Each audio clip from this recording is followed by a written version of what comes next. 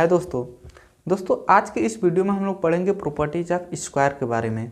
तो चलिए दोस्तों पढ़ते हैं इस वीडियो में प्रॉपर्टीज ऑफ स्क्वायर। ठीक है, तो सबसे पहले आपको ये जानना है कि स्क्वायर होता क्या है। ठीक है, तो स्क्वायर वह होता है कि जिसके चारों साइड आपस में क्या होते हैं, इक्वल होते हैं। जैसे यहाँ पे हम फिगर बनाते हैं,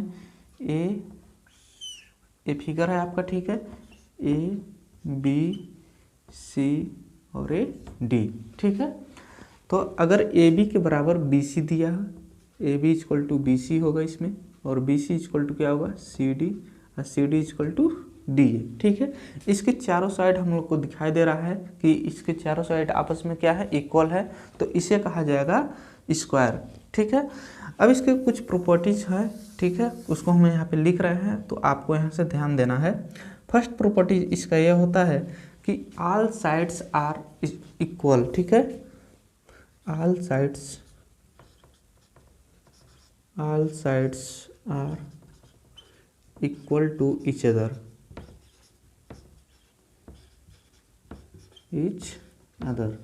ठीक है, स्क्वायर के पास जितने भी साइड होते हैं एक दूसरे के क्या होते हैं, इक्वल होते हैं। इसे हम ऐसे लिख सकते हैं कि A B equal to B C होगा, B C equal to C D होगा, और सी डी इक्वल टू क्या होगा, डी ए होगा। ठीक है, तो इसका फर्स्ट प्रॉपर्टीज यही है कि all sides are equal to each other. ठीक है, स्क्वायर के जितने भी साइड होते हैं वो सभी साइड एक दूसरे के क्या होते हैं, इक्वल होते हैं। ठीक है, दूसरा प्रॉपर्टीज इसका ये होता है कि इसके डायगोनल। अब डायगोनल क्या होता है, देखिए जैसे ए से हम सी को मिलाते हैं तो ये डायगोनल है। ठीक है, ये डायगोनल है ए सी, और बी से अगर डी को मिला देते हैं तो ए भी एक डायगोनल है। ठीक है, तो इसके डायगोनल जो होते हैं ये भी एक दूसरे के क्या होते हैं, इक्वल होते हैं। ठीक है, दूसरा प्रॉपर्टीज आपको ये याद रखना है।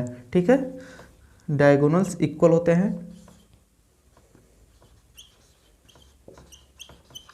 Diagonal equal to each other. कहने का मतलब जितने भी ये दो डायगोनल होते हैं इसके, ठीक है, तो ये दोनों डायगोनल एक दूसरे के इक्वल होते हैं। अब इसमें डायगोनल क्या क्या है, ए सी है और एक क्या है, बी डी है, तो इसे लिख सकते हैं ए सी इक्वल टू बी डी। ठीक है, डायगोनल को हम ऐसे मान लीजिए, ए सी डायगोनल जो हो, डायगोनल इसको फर्स्ट अगर मानते हैं, मान लीजिए ए सी डायगोनल फर्स्ट है, तो ए बी डी डायगोनल क्या हो गया, सेकेंड हो गया। तो हम लोग ऐसे लिख सकते हैं डी वन इक्वल टू क्या, डी टू। क्लियर है, तो ये सेकेंड प्रॉपर्टीज ये होता है कि इसके डायगोनल जो होते हैं एक दूसरे के इक्वल होते हैं। ठीक है, तीसरा प्रॉपर्टीज ये होता है इसका कि ये दोनों डायगोनल एक दूसरे को इक्वल बाइसेक्ट करते हैं। एक दूसरे को इक्वल बाइसेक्ट का मतलब ये हुआ कि एक दूसरे को इक्वल काटते हैं। जैसे मान लीजिए अगर ए सी का दूरी पूरा 20 है, ठीक है, 20 है, तो ये 10 ए भी होगा, 10 ए भी होगा। ठीक है, और हम लोग जानते हैं इसके डायगोनल एक दूसरे के इक्वल होते हैं, तो ए भी और ए भी क्या होता है, बराबर होता है। समझ गए बातों को। तो यहाँ पे तीसरा पॉइंट लिख देते हैं, diagonal bisect to each other. कहने का मतलब ये हुआ कि इसके डायगोनल भी एक दूसरे को क्या करते हैं, बाइसेक्ट करते हैं। ठीक है, अगर मान लीजिए ए पॉइंट ओ मान लेते हैं, तो ए ओ के इक्वल टू ओ सी होगा, फिर से O B equal to O D होगा। ठीक है, एक चीज इसको भी आपको याद रखना है। ये 3 पॉइंट आपको बता चुके हैं। चौथा पॉइंट ये देखेंगे, ठीक है, ये जो डायगोनल होते हैं यहाँ पे जैसे यहाँ पे एक चीज़ हम पहले ही बताना था इसको, चौथा। ठीक है, जो स्क्वायर होता है इसके सभी इंटीरियर एंगल जो होता है ये 90 डिग्री का होता है। कितने का होता है, 90 का। ठीक है, इसके सभी इंटीरियर एंगल कितने का होता है, 90 डिग्री का होता है। ठीक है, तो यहाँ पे हम लोग लिख सकते हैं, इसको हम बोल दे रहे हैं कि diagonals have all interior angles are 90 degree. ठीक है, कहने का मतलब जितने भी ये एंगल हो रहे हैं एक कितने कितने होते हैं, 90 डिग्री का। यहाँ पे हम लिख दे रहे हैं कि angle A equal to angle B equal to angle C equal to angle D, और ये सभी कितने कितने के होते हैं 90 डिग्री के होते हैं। ठीक है, तो ये चौथा रूल ये होता है कि जितने भी एंगल यहाँ पे बनते हैं इसके, ठीक है, स्क्वायर के जितने भी यहाँ पे एंगल बनेंगे, ठीक है, ये सभी कितने कितने डिग्री के होते हैं 90 के होते हैं। तो ये चौथा रूल है आपका। ठीक है, पांचवा ये होता है कि जो एंगल होते हैं यहाँ पे, ठीक है, जो डायगोनल होते हैं इसको बाइसेक्ट करते हैं, तो इसका मतलब ये भी 45 और ये भी 45 का होगा। ठीक है, तो डायगोनल जो होता है वह इक्वल एंगल बाइसेक्ट करता है, मतलब जितना एंगल यहाँ पे है 90 है तो 45 यहाँ भी बनेगा, 45 यहाँ भी बनेगा। ठीक है, तो इस बात को हमेशा याद रखना है। और इसके जो अंदर होता है डायगोनल के, ठीक है, डायगोनल पे जो एंगल बन रहा है ये भी 90 डिग्री का ही बनता है। चलिए पहले हम उसको आपको दिखाते हैं कि जो इसका इंटरनल बाइसेक्ट 90 करता है, यहाँ पे 90 करेगा, आपको हम यहाँ पे लिख दे रहे हैं। जैसे मान लीजिए यह स्क्वायर, हम फिर से इसको बना के आपको दिखा रहे हैं इस फिगर में, ए बी सी डी, ठीक है, और इसके डायगोनल है ए सी और यह आपका हो गया बी डी। क्लियर है? आपको हम बताएं पहले ही कि यहाँ पे कितने डिग्री का कोण होता है 90 डिग्री का, और यहाँ भी कितने का कोण है 90 का। ठीक है, तो अगर 90 का है तो जो AC बाइसेक्ट कर रहा है इसको, तो इसका मतलब यहाँ भी 45 डिग्री और यहाँ भी 45 डिग्री और यहाँ भी 45 डिग्री का कोण बनेगा, यहाँ भी 45 डिग्री का कोण बनेगा। ठीक है, आप समझ पा रहे होंगे इस बात को।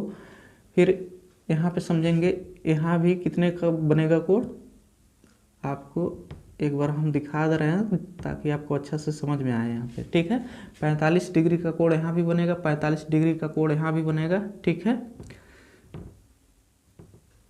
सब डिग्री है। ठीक है, और 45 डिग्री का कोण यहाँ भी बनेगा, फिर 45 का यहाँ भी बनेगा। ठीक है, तो जो इसका यहाँ पे ये जो इक्वली बाइसेक्ट कर रहा है, ठीक है, डायगोनल जहाँ पे इक्वली बाइसेक्ट करता है वहाँ भी कितने का कोण बनाएगा 90 का। ऐसा क्यों होता है समझेंगे इसको।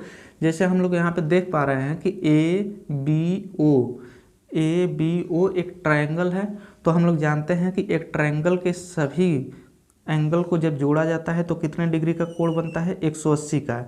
जैसे इस ट्रायंगल को मान लीजिए हम यहाँ पे बाहर निकालते हैं ए बी ओ को, इस बात को समझेंगे यहाँ पे समझाने के लिए आपको फिगर हम बना रहे हैं। ठीक है, ए बी ओ को जब हम बाहर निकालें तो ये 45 डिग्री का कोण है, ठीक है, और ये भी 45 डिग्री का कोण है, तो ये 45 45 90 हो गया। तो इसका मतलब यहाँ पे कितने डिग्री का कोण बनेगा 90 डिग्री का कोण बनेगा। ठीक है, क्यों? क्योंकि हम लोग जानते हैं कि the sum of all angles of triangle is 180 degree. ठीक है, तो इस बात को आप समझ पा रहे होंगे कि जब पूरे एंगल को जोड़ा जाता है तो कितने डिग्री का कोण बनता है 180 डिग्री का कोण बनता है। ठीक है, तो जब यहाँ 45 है यहाँ 45 है तो यहाँ पे कितना होगा 90 डिग्री का कोण बनेगा। ठीक है, इस बात को आप समझ पा रहे होंगे।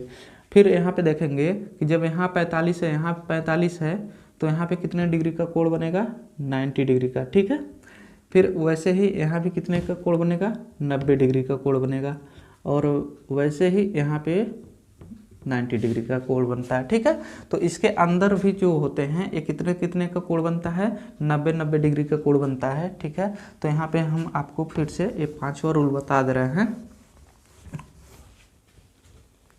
Diagonals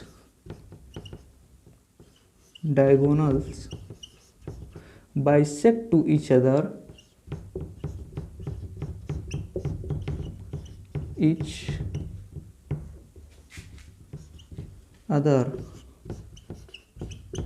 eight right angle. ठीक है, जो भी डायगोनल होते हैं ये दोनों डायगोनल एक दूसरे को बाइसेक्ट कितने पे करते हैं 90 डिग्री पे करते हैं। कहने का मतलब इसे हम लिख सकते हैं, अगर मान लीजिए एक डायगोनल फर्स्ट है तो ये परपेंडिकुलर होता है डायगोनल सेकंड पे। ठीक है, तो ये सभी बातें आपको 5 रूल पूरा ये हमेशा याद रहना चाहिए। ठीक है,